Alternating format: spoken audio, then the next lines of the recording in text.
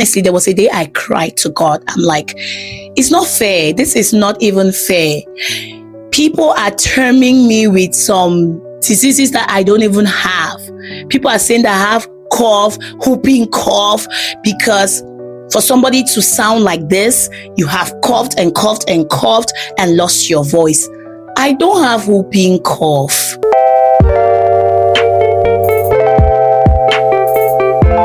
Hi everyone, welcome back to EmmySpeaks.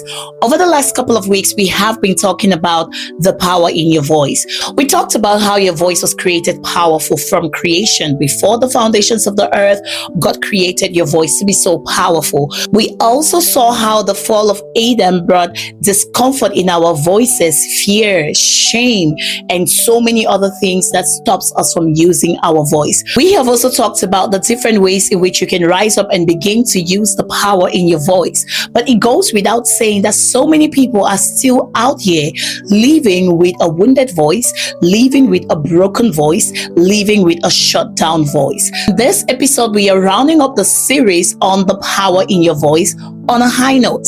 We are going to talk about how to identify wounds in your voice, brokenness in your voice, and a shut down voice. But we will not end there. We are going to proceed to talking about how to heal from a wounded voice, because no voice was ever made or created to be shut down. It is time to heal, arise, and leave out the power in your voice. If this is your first time of joining my space, you're welcome. Thank you for stopping by. This is EmmySpeaks and I am Emmy. Out here, we encourage, we inspire, we motivate, we share hopeful content in a bid to move you from a place of where you are right now to a place where God designed you to be. In this season, we are rising to the power in our voice. Please subscribe and hit the notification bell so every time when I post a new content, you will be notified. And if at any point of this video you enjoy watching, don't hesitate, hit the like button and don't forget to share. Now, let us begin.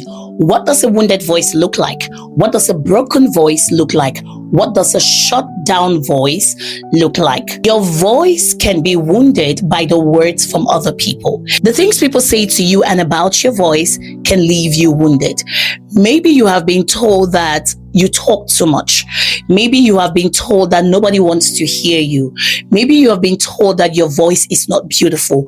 Those are things that can wound your voice. Let me tell you a little story about me. Back in school, when I was in Form 4, we had an additional maths class. And our teacher then was really fun. He was really playful. When he comes, he made additional maths very enjoyable. Mr. Ivor, if you're watching, yes, I remember that day in your class very well. So he would always come and play with us in class and make jokes so that we get into the mood for additional maths.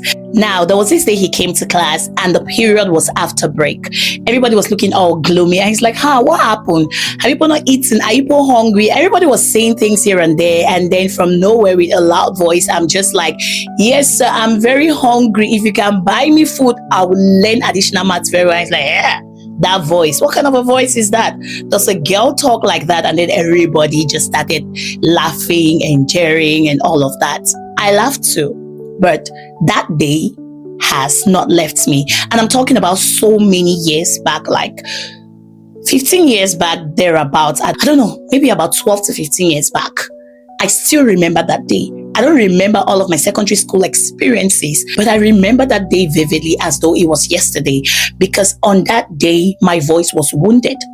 On that day, something was said about my voice that left a wound. On that day, shame was brought upon my voice. On that day, my voice learned fear.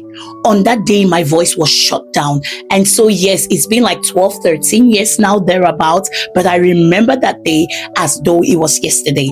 Even though I laughed with everyone else, just to save face and just to flow with the mood, I have not forgotten about that day. That is how you know that your voice was wounded.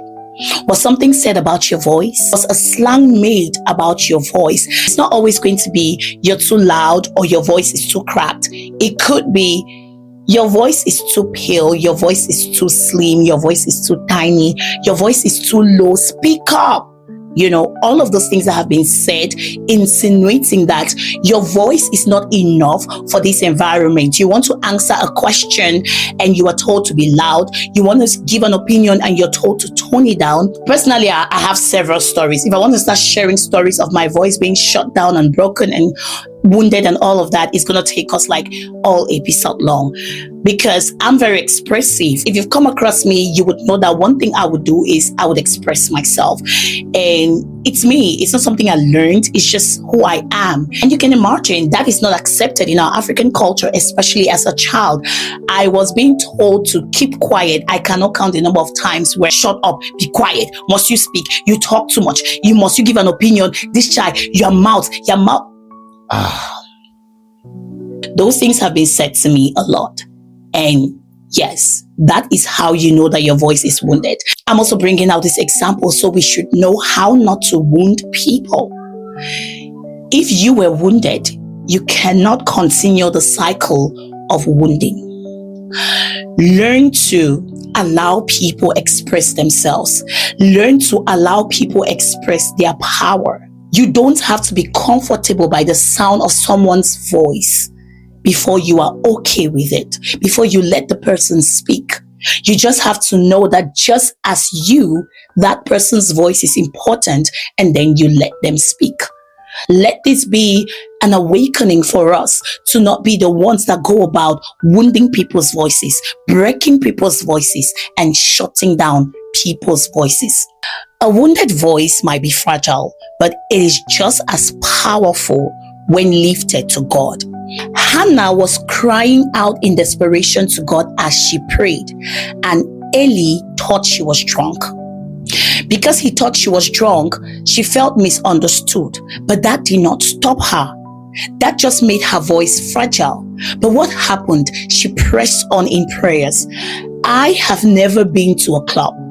I do not know what the four walls of a nightclub looks like, but because of how my voice sounds, I have been accused of spending nights in the club.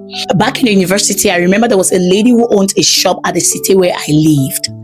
Every morning, she made it her business to insult me. She would always say that, vous les anglophones, quand vous quittez des Bamenda et venez ici à Yaoundé, vous passez votre temps dans les boîtes de nuit. Au lieu d'aller à l'école, vos parents vous ont envoyé ici fréquenter, mais vous passez votre temps à crier dans les boîtes de nuit. Well, let me translate that. So she was telling me that you anglophones, when you leave Bamenda and come to Yaoundé, instead of going to school to study the book that your parents sent you here to study, you would rather spend your time screaming and shouting at the nightclub. Now listen to your voice. It's cracked and finished, and you cannot even talk. Hey, ma, je vais le pain. She was mimicking me because I would say, bonjour, ma, je vais le pain. And now she would say, hey, vous allez maintenant dire, hey, ma, bonjour, je vais le pain. Those are things that happened to me. I was accused of things I haven't even done. But you know what? I had to just take the bread and walk back to my room. Yes, I used the bread to have breakfast, but her words left my voice with a wound. The only way that I healed from that wound is I took my voice back to God. Honestly, there was a day I cried to God. I'm like, it's not fair. This is not even fair. People are terming me with some diseases that I don't even have. People are saying that I have cough, whooping cough, because for somebody to sound like this, you have coughed and coughed and coughed and lost your voice. I don't have whooping cough. I'm like, why? I cried to God. Why? Why did you have to give me this voice? And now it has become the center of attention. Why did you have to give me this voice? Why did you have to give me something that people will use to insult me? And when I took it to God, He showed me the reality of my voice.